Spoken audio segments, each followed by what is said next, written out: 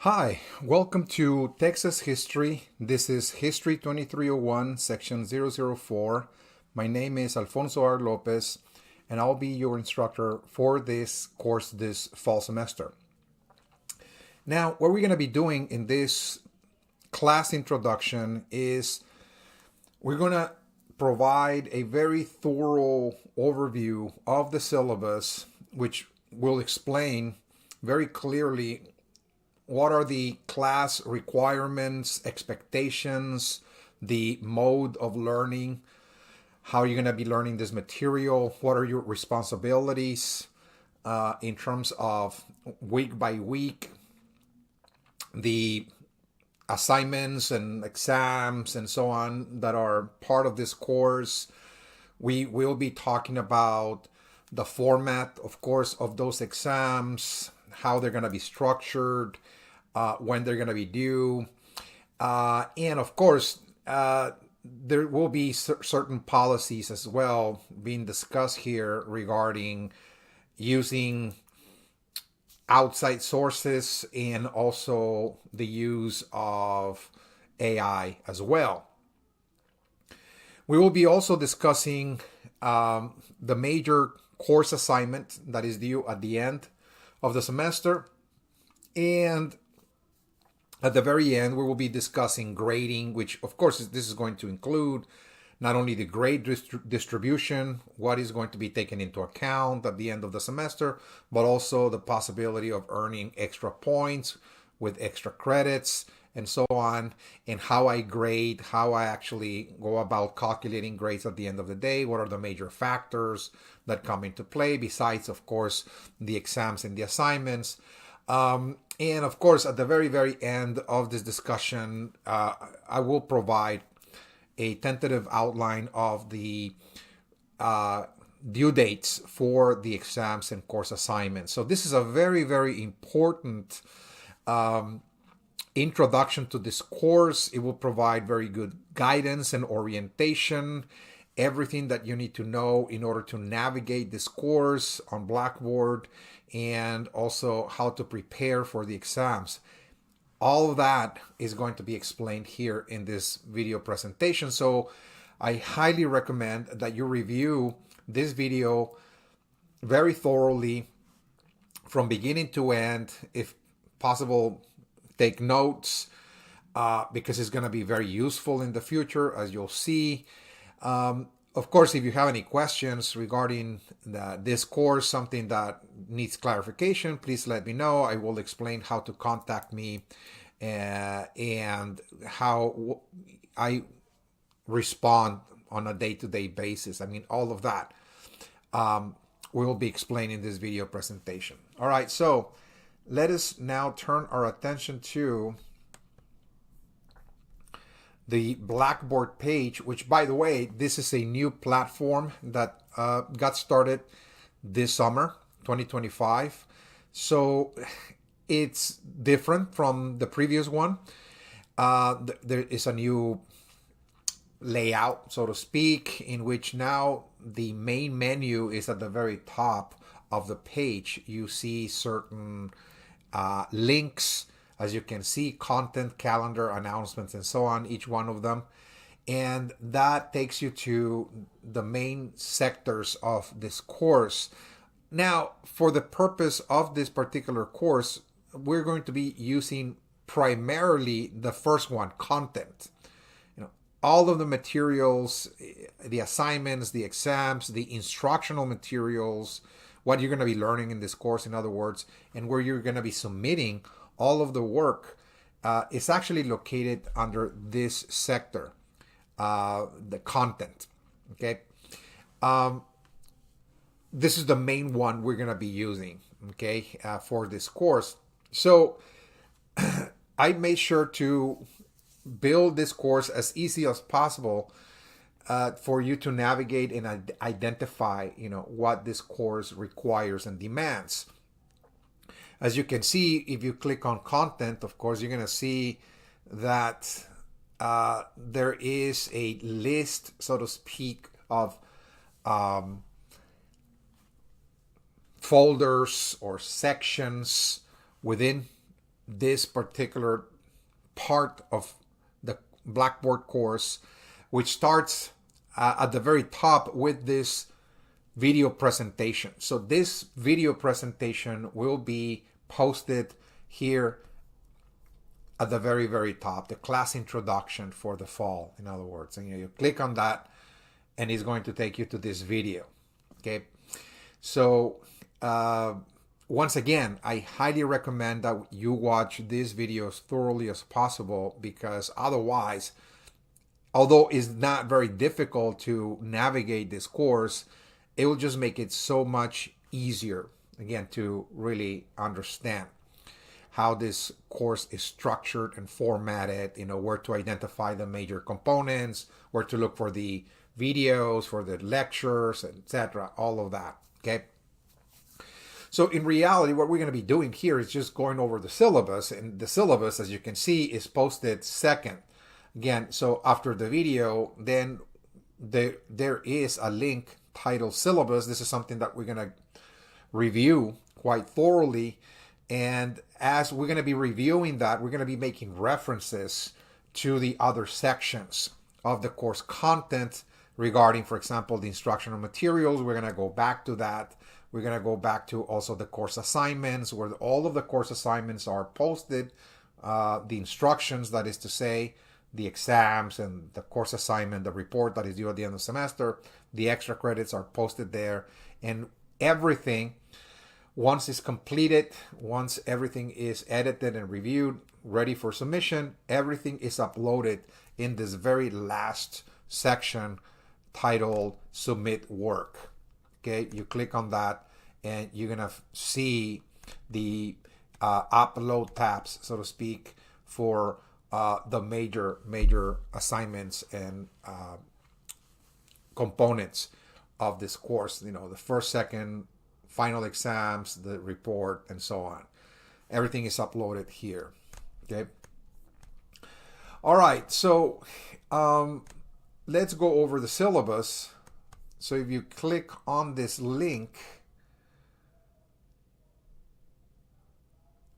you'll see that you have the option whether to read the document outright, or you can download this document and keep it safe in your computer, in your laptop, and so on. Again, this is a very, very important document. I highly recommend that you review the syllabus as thoroughly as possible. It's a very, very detailed explanation of everything you need to know about this course, in terms of, once again, the requirements, the structure, the format, the mode of learning, the assignments, the exams. Everything is explained here, okay, in the syllabus. So let's start from the very top. Let me see if I can make it more visible here. All right, so let's start from the very top. Once again, this is History 2301, Section 004. This is Texas History.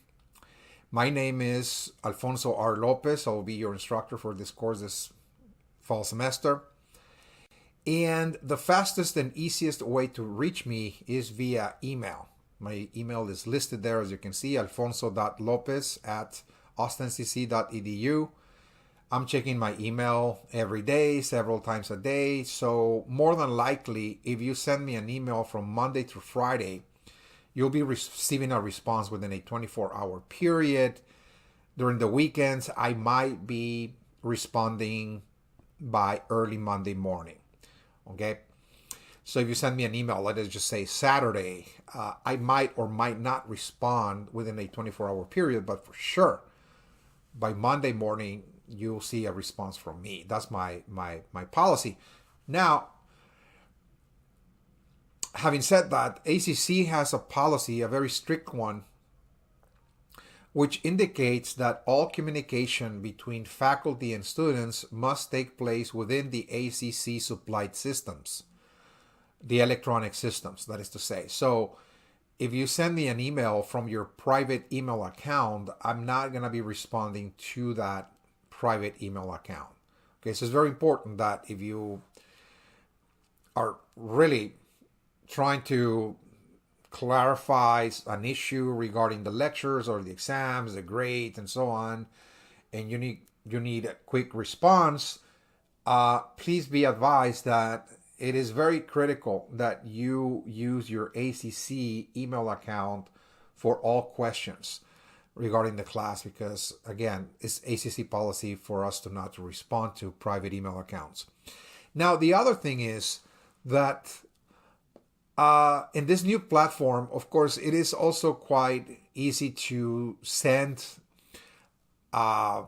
messages through the Blackboard message system. And that's fine, but it's sometimes a little bit problematic because sometimes we don't receive notifications. We sometimes do receive them, but in other cases, the message kind of stays on Blackboard. I will have to visit the page in order for me to actually see the message there. Whereas if you send an email, the email is really, really quick, very fast, and we're notified almost immediately that we have, of course, a message. And again, that kind of provides the opportunity for a quick response. So it is easier and more convenient, again, to receive responses very quickly from me if you address your issues, your questions and concerns through email rather than Blackboard messages, that is to say. Okay. All right. So in terms of the textbook, one, of course, is required, and this is the textbook right here. The title is Texas Voices by Keith Volanto. And make sure you get the 5th edition. Okay, the 5th edition. The ISBN number is provided there in case you want to make sure you're getting the right edition. And the reason why I emphasize the right edition, the 5th edition, is because this textbook will be used for completing the assignment that is due at the end of the semester. I think it's December 5th. We're going to get there to the date. Pretty much the last week, towards really the end, again, of the course, once we get into early December, that is to say. So this is not the conventional text that one gets, for example, in a course where, we're following up the lectures and reading a narrative of events and so on. This book is more of a collection of documents, what is called primary sources. So the documents, many of them are letters, memoirs, newspaper articles, statements, that were pronounced by very, very important figures in Texas history, people that were famous or people that were critical in the shaping of the history of the state, and so on. So you're hearing their voices directly without any filter whatsoever. You're hearing their thoughts, their opinions, their ideas by reading, of course, their letters, memoirs, pronouncements, and so on. And I've selected a series of documents from this textbook for you to read and answer some questions. That is going to be basically the assignment. I will explain, of course, the assignment once we get to that section towards the end of this class introduction, pretty much at the end. But this is why you're going to be needing this book. Okay, so this is not something that you're following up with the lectures and complementing and supplementing, but rather this is totally necessary for the assignment. Now, where to buy this book? As far as I know, the Highland bookstore, the ACC bookstore, the Highland campus, is the one that carries this textbook. Okay, you might want to maybe give them a call before you drive over there. But please be advised that what I found out in the past is that the bookstores, the ACC bookstores, they also have certain policies of returning unsold copies back to the vendor at some point in the semester.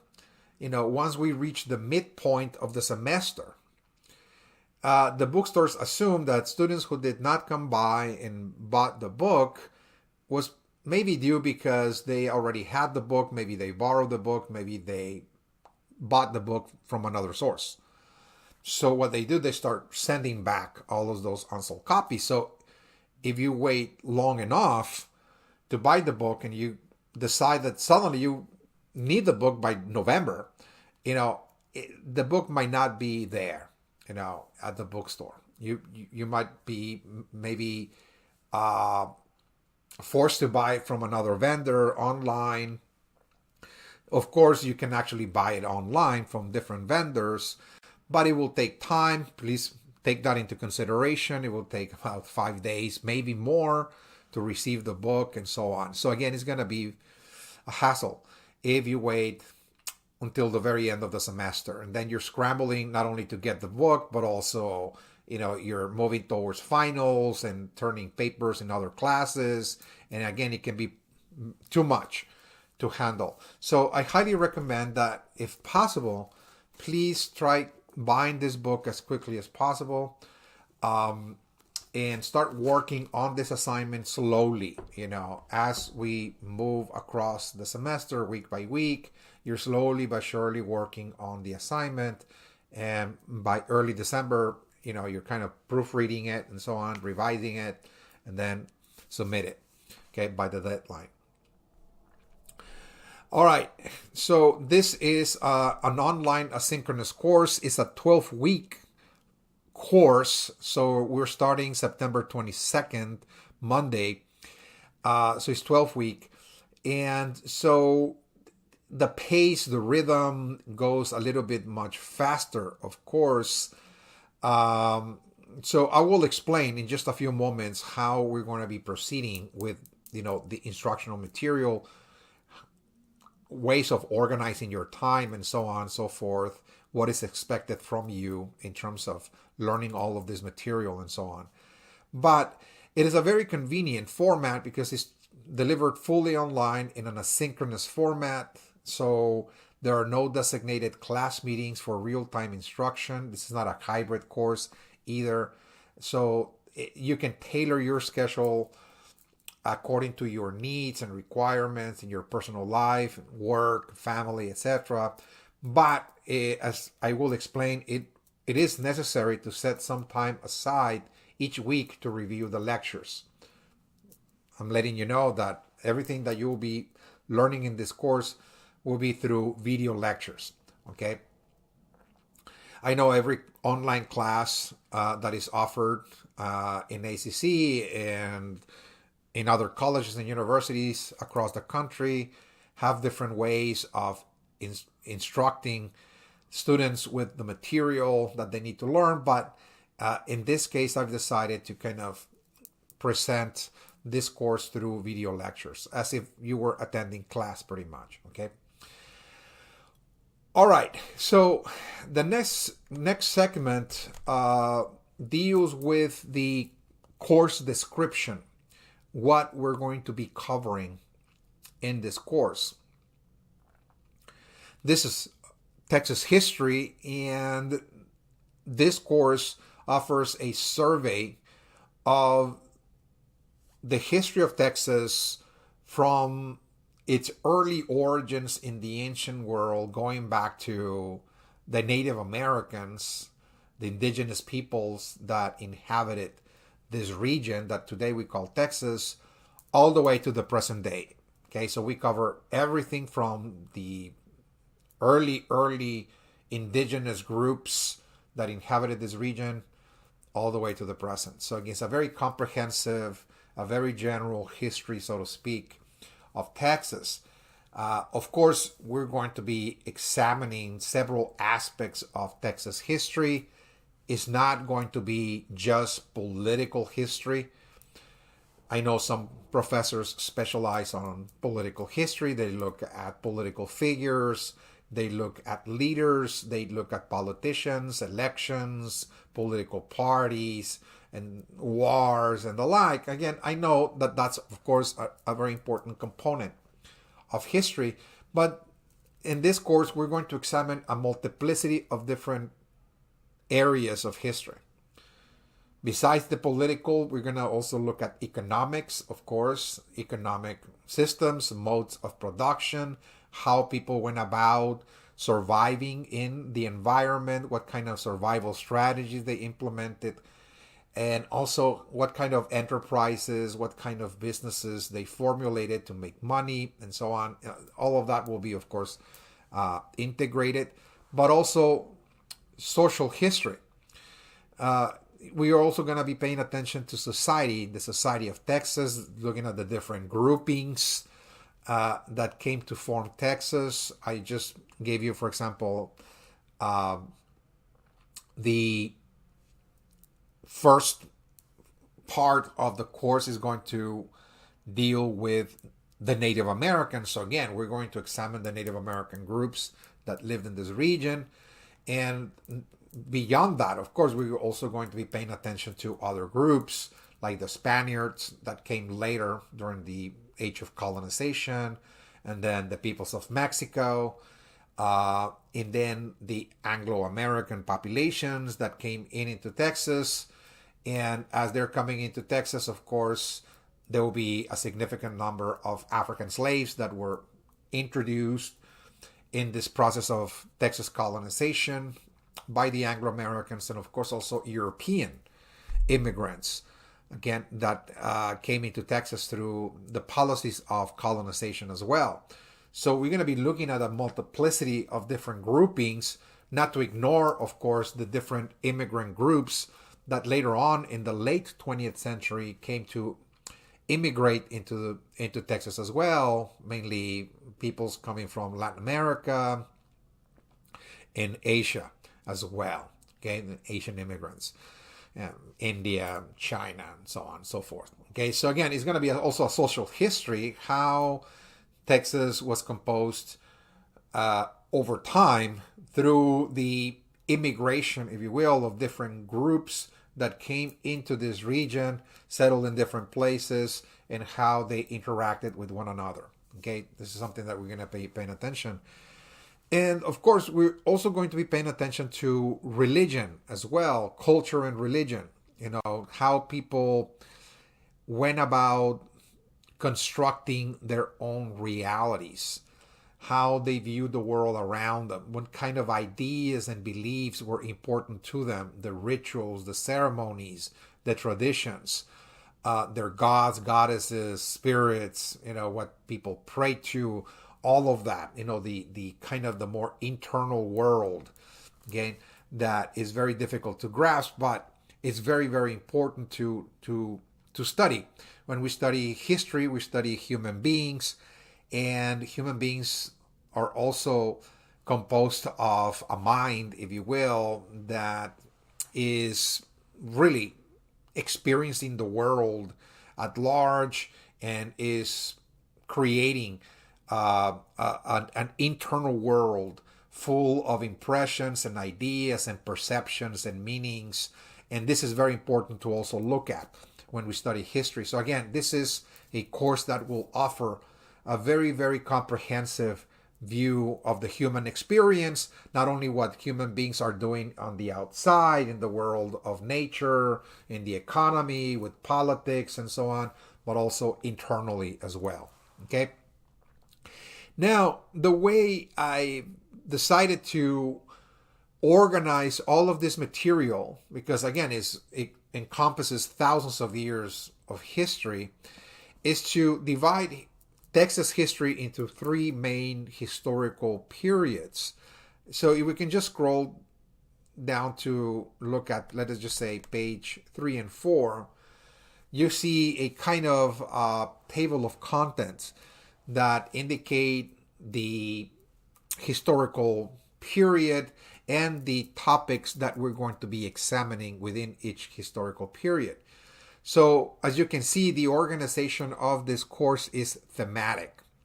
Okay, we examine certain themes of Texas history, and we cover each one of them very thoroughly. So again, there are many ways to teach history. Some professors prefer to kind of go chronologically, year by year, decade by decade, century by century, what is transpiring in history. And the other way of teaching history is by looking at different topics or themes that were critical in shaping history in particular points of time.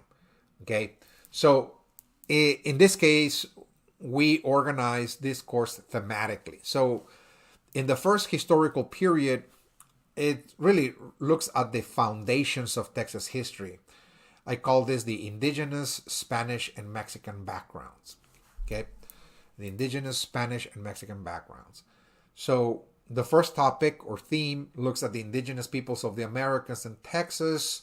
As I explained, we have to start from the very, very beginning, the early inhabitants of Texas, going back thousands of years ago.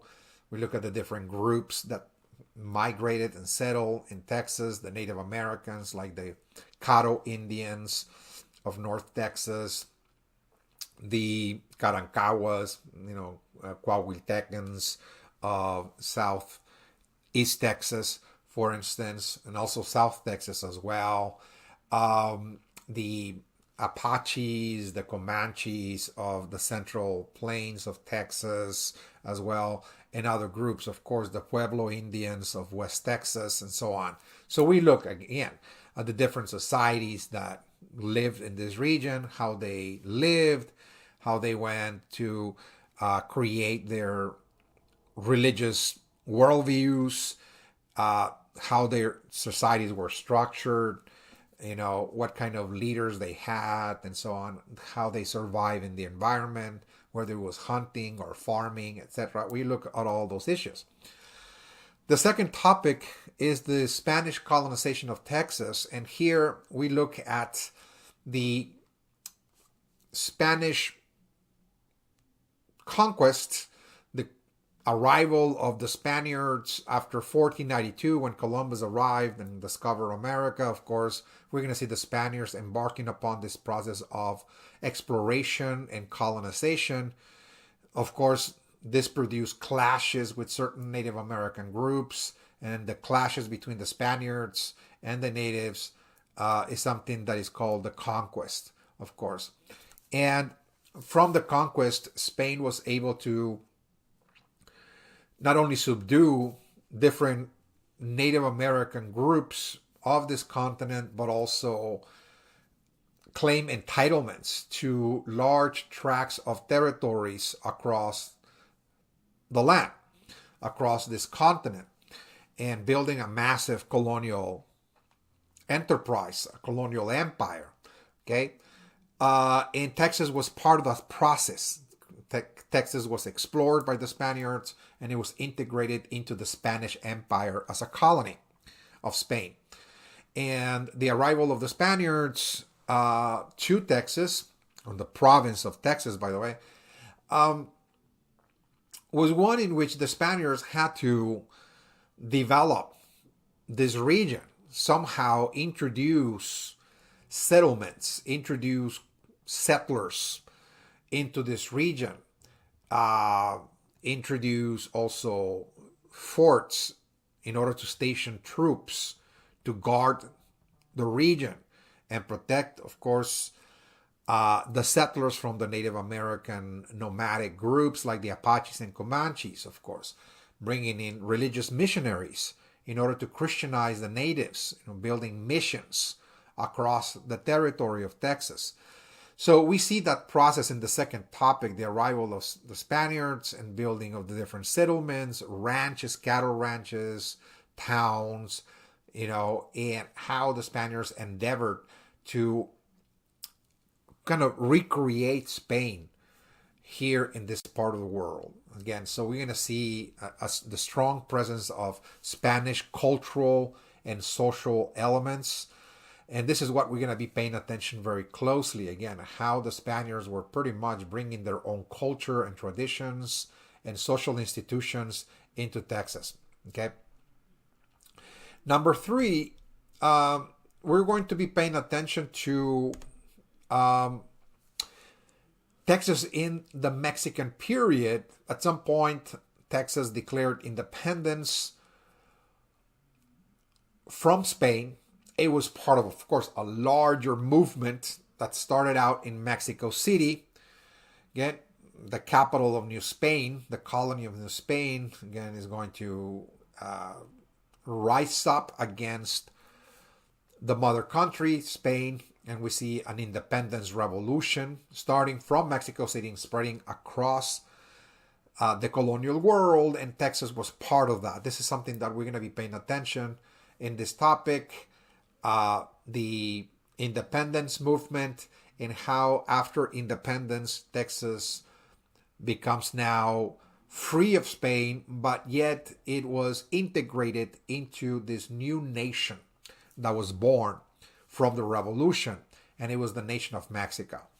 Okay, so we're going to look at how Texas formed part of the Mexican nation from 1821 to 1836, and how Mexican politics emitted from Mexico City intended to shape Texas in a way that it will bring more and more economic development and growth, something that politicians back in Mexico City believed that it was totally necessary to allow for colonization to take place, meaning to open the doors to the Anglo-Americans in order for the Anglo-Americans to settle in Texas and develop the economy of Texas. So we're going to be paying attention again how Texas in this Mexican period from 1821 to 1836 was a state that was in flux, and that was part of the policy of Mexico. And the idea was that by bringing settlers from the United States into Texas, the state was going to actually develop, okay, a capitalist economy. So we're going to be looking at all of those issues again in the third topic. Once we cover those three topics, then we have the first exam. The second historical period is called Independence, Nationhood, and Civil Wars from 1836 to 1876, pretty much the mid-19th century. And we cover three topics here. One is the Texas Revolution. This is, again, the whole process by which Texas decides to break off from Mexico. And we're going to explore all of the reasons behind it, what was really behind the motion of independence inside of Texas, what was the relationship between Texas and Mexico that led the residents of Texas to rise up against Mexico. Okay, very thoroughly. The fifth topic, from nationhood to statehood, is going to look at how Texas, after gaining its independence from Mexico in 1836, went out to become a fully independent republic. We're going to see the formation of a country in Texas. It's called nationhood, of course, the different presidential administrations that were trying to develop the economy in Texas, and how after 9 years of nationhood, Texas was integrated into the American Union. It becomes an American state. Okay, so by 1844, 1845, we see in that transition period, Texas now becoming a state in the American Union, and how this is going to lead to the full integration of the Texas economy into the American economy. But as we'll see in this topic, Texas becomes far more integrated into the southern economy of the United States than the northern economies. You know, it becomes pretty much a cotton producing state, if you will, dominated by planters, a planter class, so to speak, that pretty much dominated the politics of Texas. It becomes part of the cotton belt, so to speak, you know, the era of King Cotton, if you will. That was totally and heavily dependent on the use of slave labor. So he's also becoming, of course, a slave state, which leads us, of course, in the sixth topic to the topic on the Civil War and Reconstruction. Of course, we're going to see a civil war taking place in the United States. The Union was broken between the northern and the southern states. They went to war over a host of issues. We're going to be examining all of that quite thoroughly in this topic.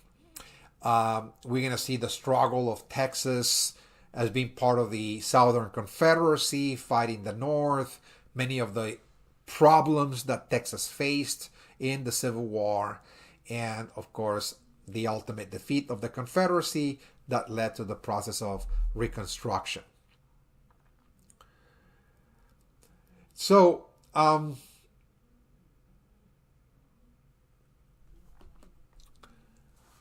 now, in this topic, of course, we're going to look at Reconstruction quite fully, meaning that this is the process by which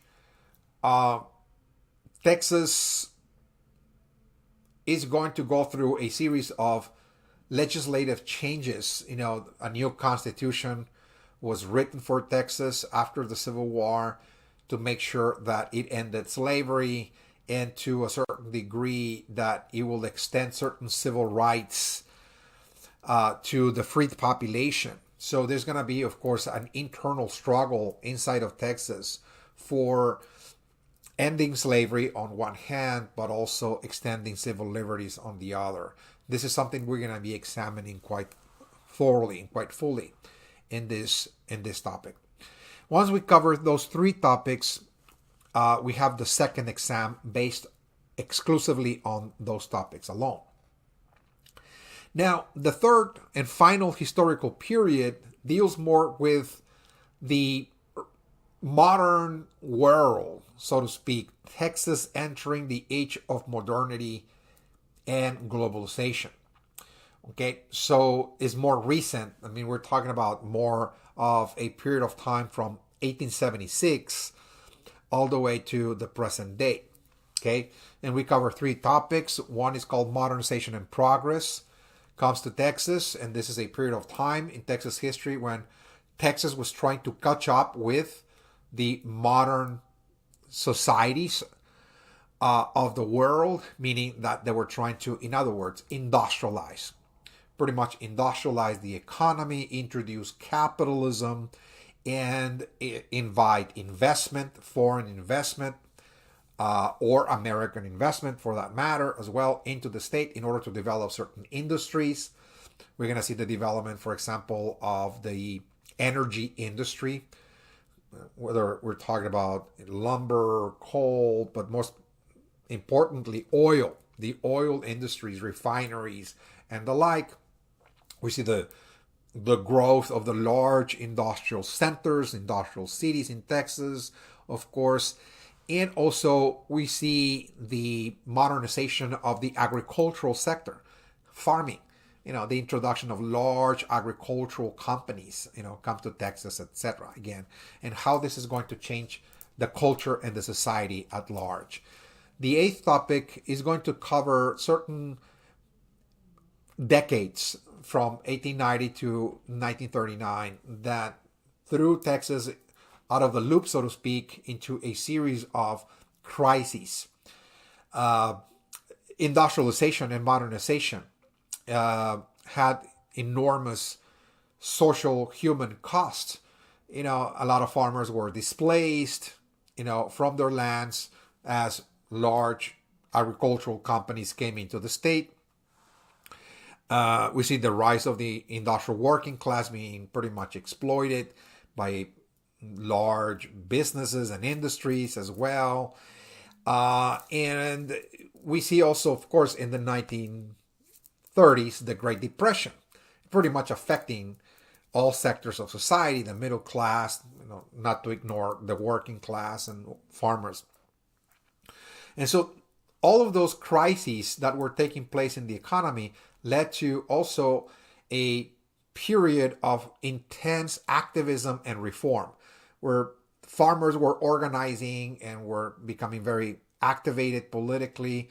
The industrial working class were also becoming very activated as well, trying to fight for their certain rights at the workplace, earning, of course, better wages and compensation, insurance, less working hours, and the like, of course.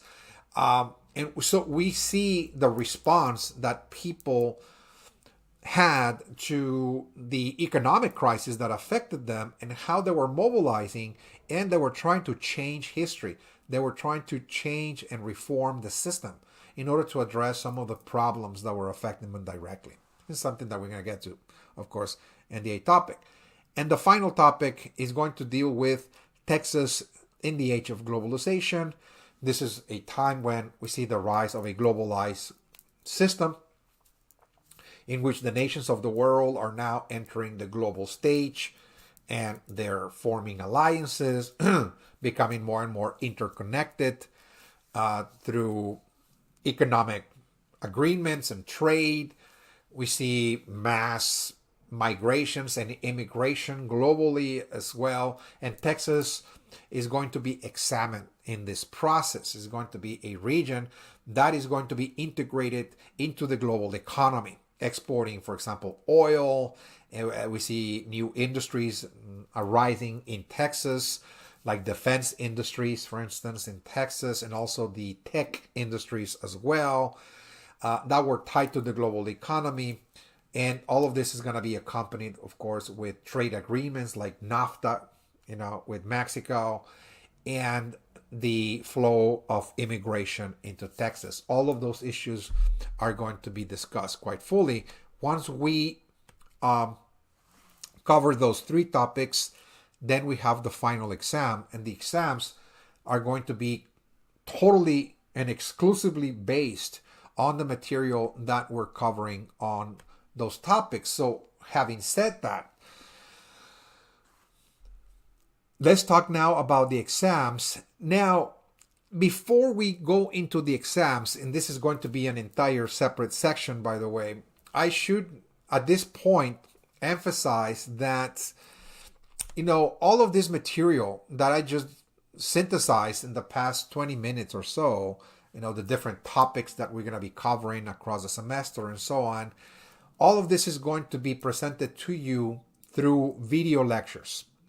Okay, video lectures. So, you might be asking, so where are those video lectures?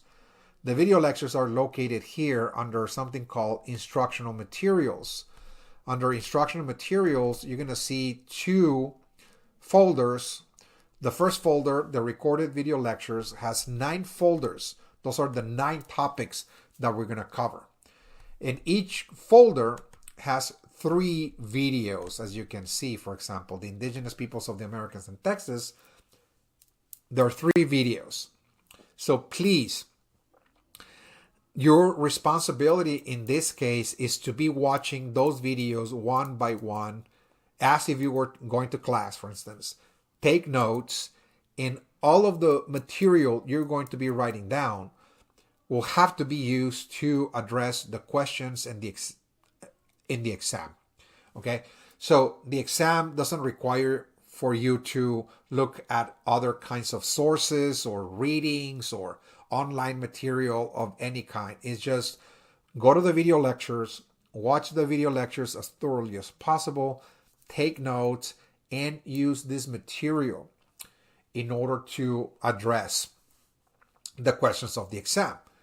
Okay, so as I will explain in the exam section, the exams have to be answered based on the content, the ideas, the analysis presented in the lectures, and nothing else. So if I start reading something in the exam that was not covered in the lectures, your exam will be disqualified. This is very important, again, that for this course, and I know other courses are formatted quite differently.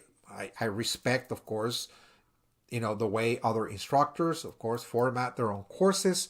But in this course, the method of learning is that all of the content is presented to you through video lectures, and the exams are based exclusively 100% on the video lectures and nothing else. Okay, nothing else. So this is, for me, the main method of instruction, how I'm presenting all of this information to you, and the only way for me to gauge your engagement, participation, attendance in this course, and of course learning and understanding of the material, is if you watch the video lectures and you're able to master this material, understand it fully, and be able to put it into words in the exams, okay?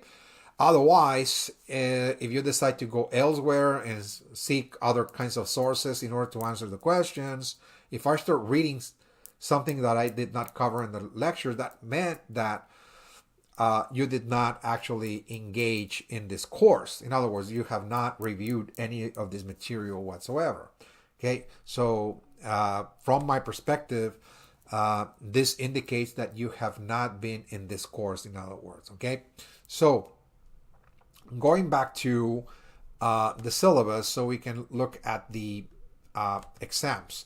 So once again, just be covering those lectures one by one, and this is your main responsibility in the next 12 weeks.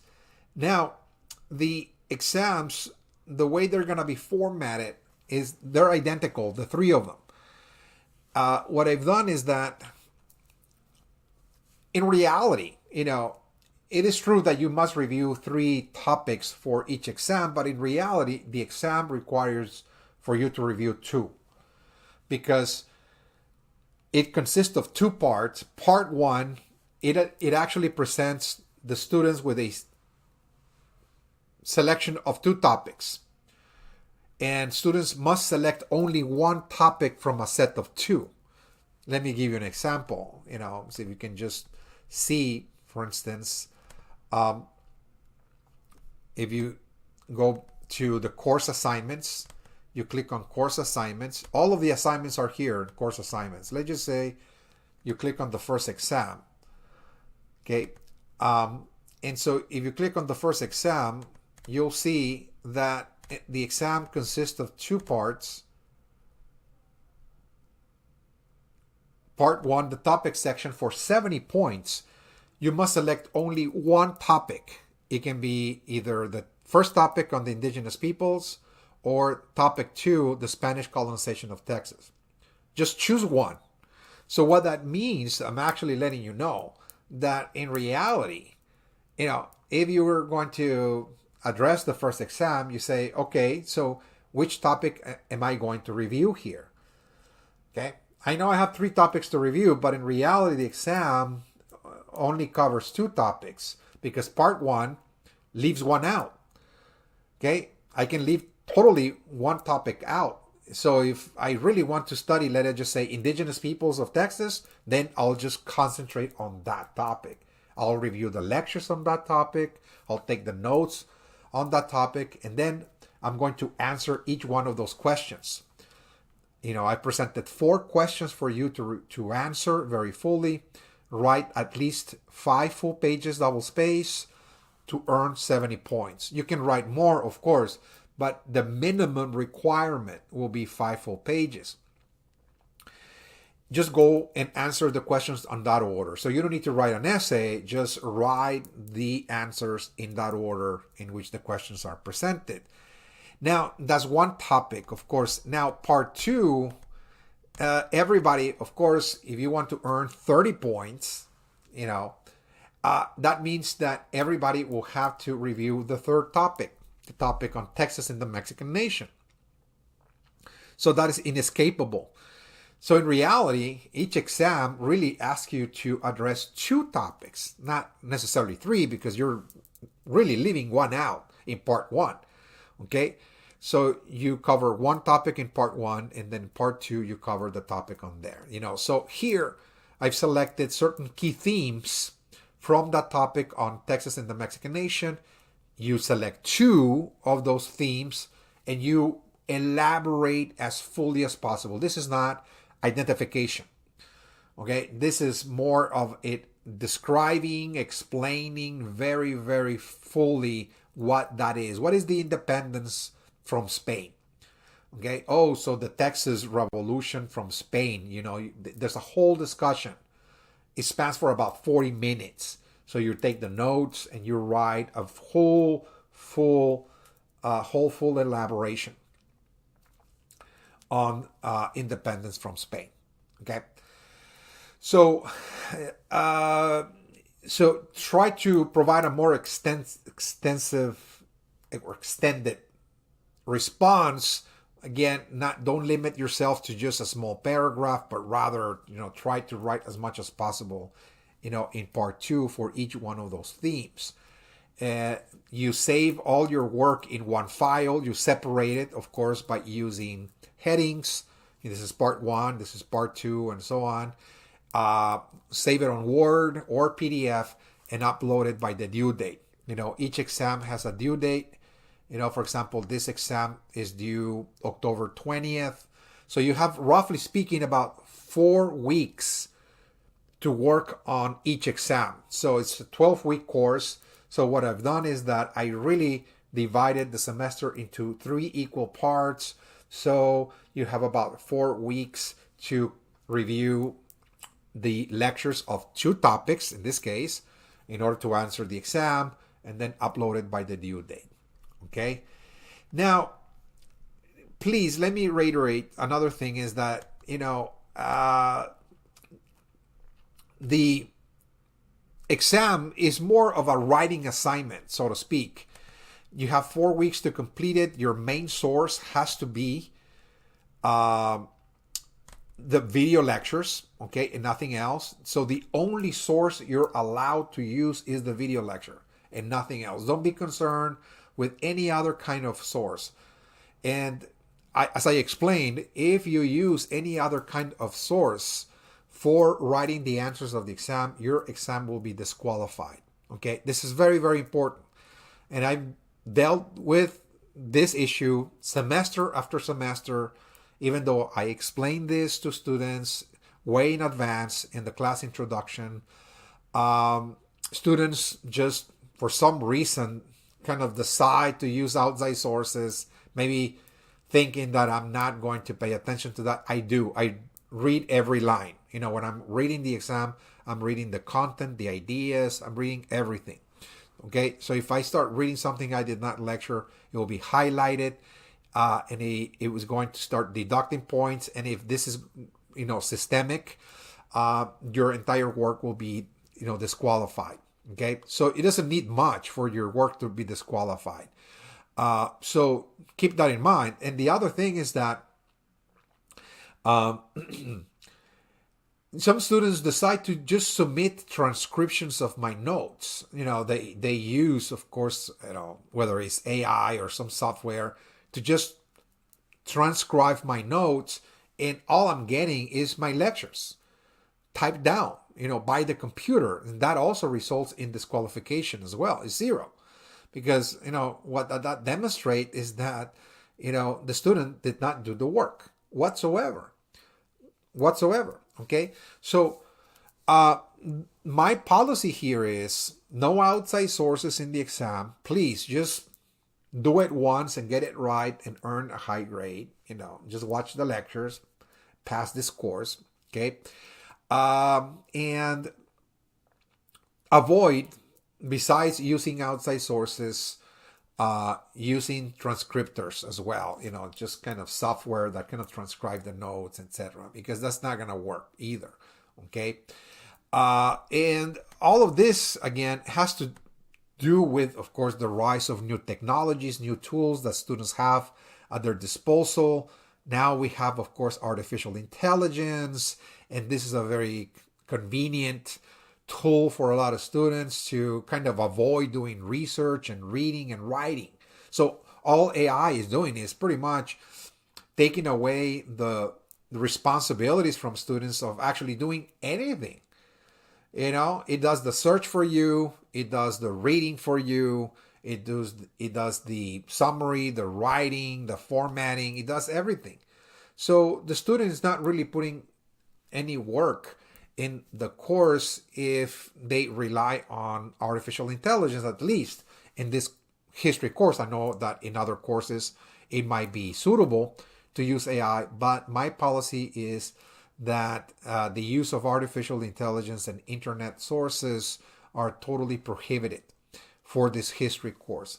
Okay, so this is the reason why I have this very strict policy of not allowing any kind of outside source, because if I do that, if I suddenly open the door for students to use outside sources when answering the exams, that means that, well, they're not watching the lectures, and there's no way for me to know whether this is an original work or not, if AI actually did it or not. So the only way for me to actually measure student engagement, participation, and learning in this course is if they have watched the lectures. Okay. Unfortunately, we live in a whole different technological era that it leaves very, very little room for instructors to, to maneuver, if you will, that, there's no way I can actually verify whether the work I'm actually reading is original, is something that is really the product of a student using their intellectual faculties. They're analyzing data, they're learning, they're growing, in other words, academically. Okay. Now, there will be, of course, opportunities for 3 extra credit assignments. They're posted on Blackboard on the course assignments. There's a folder there. It has 3 assignments. Everybody's entitled to do those assignments. They're not mandatory. They're optional. Only if you want to add points towards the exams. You can add up to 10 points to each of the exams by doing the extra credit assignments. And it's a very wonderful opportunity to actually boost your grade.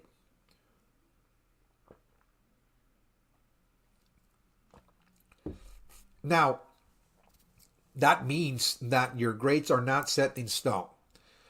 Okay, this is a very flexible course that allows students to actually improve in their grades over time by doing the extra credit assignments. You can do 1, 2, or 3. It's up to the student. There are no requirements here, but at the end of the semester, those efforts will be compensated, as I will explain in just a few moments. Now, I mentioned that there will be a course assignment based on this book. I call it the Study Questions Report. It's a report based on readings of some documents from this book, Texas Voices, 5th edition. And your responsibility is to read those documents and answer certain questions on the content and ideas of the documents, okay? So here in the syllabus, you can find the chapter number, the pages, the title of the document, and the questions. So the format is really simple. Follow a question and answer format. You start by first writing on top of the page the title of the document, like Alvar Núñez Cabeza de Vaca encounters Texas coastal Indians, and then write the question and then the answer, question and answer. So each document and the questions presented for the document must consist altogether, the answers, etc., 1 full page, double space. You write 1 full page, double space worth of answers for the questions on that document. Then you proceed with the next page, writing the title on top, question and answer, question and answer. So there are 10 documents, and at the end of the report, you'll end up with 10 pages, double space. 10 full pages. Okay. All of the format, the guidelines are instructed here. In other words, they have to be page numbered with a cover page, you name it. You save it either on Word or PDF and submit it by December 5th. Okay, that's the due date, Friday, December 5th. So you have the entire, of course, term, the 12-week to complete it, pretty much. Okay, because it's kind of due towards the end. Okay. Highly recommend that you buy this book as quickly as possible because the ACC bookstores return unsold copies by sometime in October. I'm not sure whether that's the end of October or thereabouts. Might be the end, towards the end of October. They start kind of sending slowly but surely those unsold copies. So if I were you, I will try buying this book within the next 2 weeks or so, if possible. Okay. So this is a very simplistic assignment. It doesn't require research. If you're going to be citing material from this book, just write the page number at the end of the quoted paragraph or sentence. Just write the page number in parentheses and that will be sufficient. Okay. Now you can follow the other methods of citation. You can follow the MLA if you're acquainted with the Chicago style, the footnotes. That's fine. But as long as you're indicating where you got the quote from, whether it's by just adding the page number, etc., doesn't matter. That will be, again, totally sufficient. Okay. So at the end, of course, we have the grading here. First, second, final exams 25%. The report is 25%. That's a total of 100%, of course. Now, if we add to this the extra credited assignments, those are actually points added that can boost your grade significantly. Okay, you can turn any exam into the next letter grade. You can turn a 78 to an 88, etc. So it is a significant boost. And of course, I also compute at the end of the semester 2 more factors, and that is effort and progress. So if I see that a student has increased the grades from the first, second, and finals from a C to a B to an A, progressively, there is progress across the semester, and the student submitted one extra credit assignment, and still, let it just say that at the end of the semester, the student ends up with an 88.75 grade average.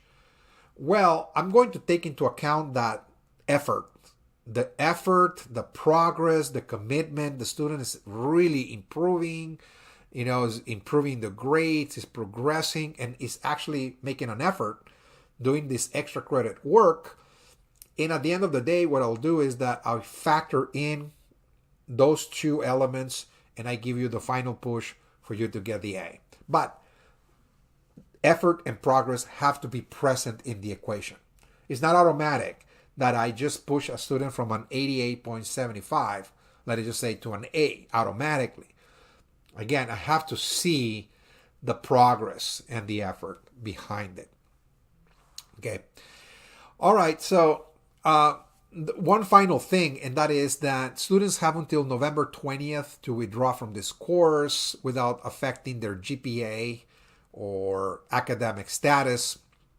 I believe financial aid is also affected by the number of failing courses, etc. So if you feel that you cannot continue for some circumstances, that's fine. I respect, of course, your decision. But if you feel that you can pass this course, it's just that you're struggling, meeting the deadlines, if you need a little bit more time in order to complete the assignment or one of the exams, etc., please email me, talk to me, and we can actually provide some form of accommodation, arrangement in that regard. Only if you feel that you can indeed complete all the coursework, you just need maybe some extra time and so on, all of that. Again, that is totally, of course, understandable. Otherwise, if you really cannot continue for some other reason, again, I totally respect your decision. Okay. All right. So at the end of this discussion, we have, of course, some tentative dates. Again, we start on the September 22nd. We have the last day to drop the class on November 20th. We got Thanksgiving holiday, the weekend of November 27th, 28th. The final exams will be in the week from the 8th to the 12th, and the grades will be due by December 15th. Take that into account. Okay. And here we have almost like a week by week kind of tentative kind of development of this course, what you're supposed to be covering, the themes, and so on. When the exams take place, October 20th, you have to upload the exam, the file on Blackboard by the due date. November 17th, that is the Monday, November 17th, the second exam. The study questions report have to be uploaded by December 5th, and the final exam December 12th, on the Friday, December 12th. Okay. if you're wondering, where am I supposed to be submitting all this work? This is something that I explained pretty much at the beginning of this video introduction, is here. There's a folder that says submit work. You click on it and then you're going to have links to the first exam, second, final, the study questions report, and the extra credits. This is where you submit everything by the due date. Please save everything either on Word doc or PDF, because Blackboard, for some reason, has a lot of problems opening up documents saved in different applications.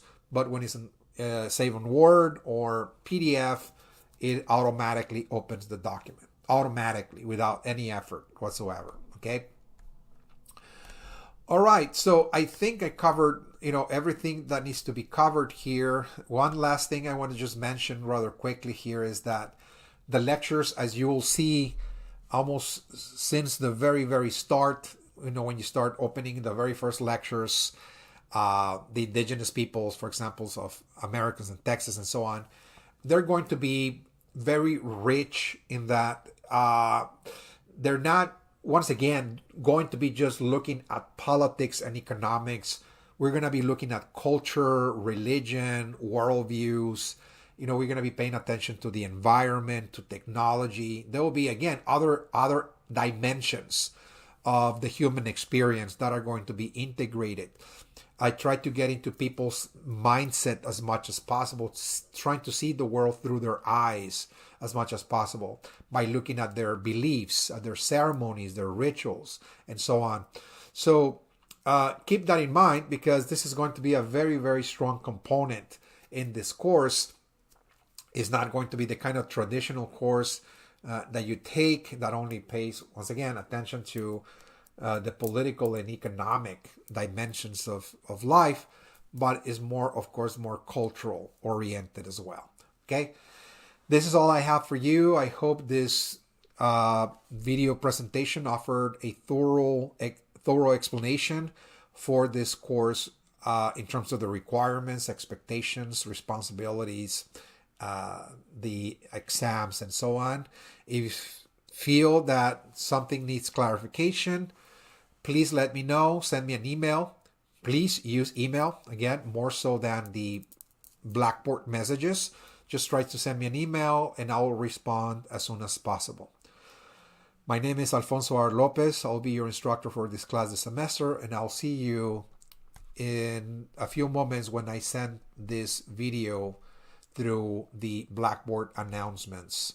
I'll send you an email indicating that this video is ready to view. Okay, this is all I have for you. Thank you.